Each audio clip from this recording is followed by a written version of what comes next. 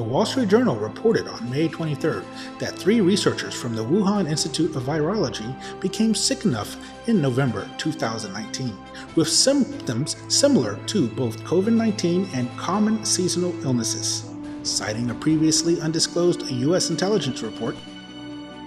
A few days later, U.S. President Joe Biden declared the intelligence community to redouble its efforts on investigating whether the virus emerged from a laboratory accident and specifically called on China to cooperate with transparent, evidence-based international investigation. But this is not true.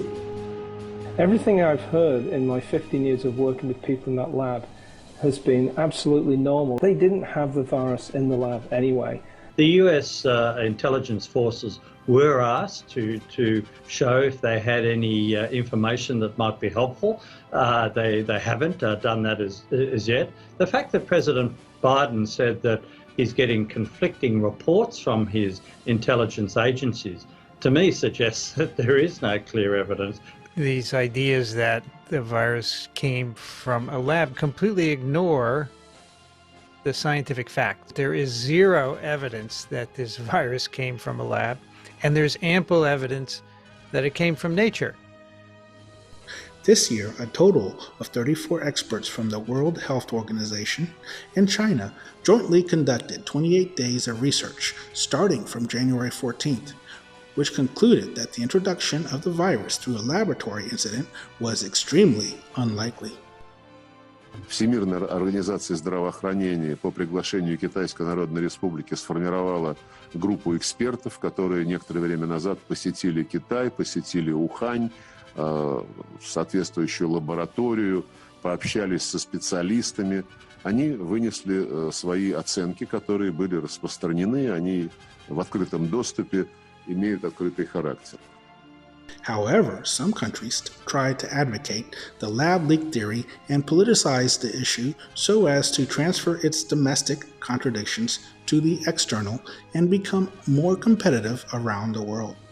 It has seriously undermined global epidemic investigation and cooperation. Everyone out there to separate, if they can, the politics of this issue from the science. We would ask that this be done in a depoliticized environment where science and health is the objective of this and not blame and politics. Published on Clinical Infectious Diseases, a research study run by the National Institutes of Health found evidence of possible coronavirus infections in 5 U.S. states as early as December 2019, after analyzing more than 24,000 stored blood samples weeks prior to the first confirmed case in the country. It's consistent also with reports that we've seen from Europe and even other reports from the US that suggest an earlier circulation of this virus prior to the initial identified one at the end of January. More in-depth worldwide origin tracing investigation is still needed. 中方郑重呼吁，应对美方开展3个彻底调查：一是彻底调查美国疫情源头；二是彻底调查美国抗疫不力的原因和责任者；三是彻底调查德特里克堡及200多个美国海外生物试验基地存在的问题。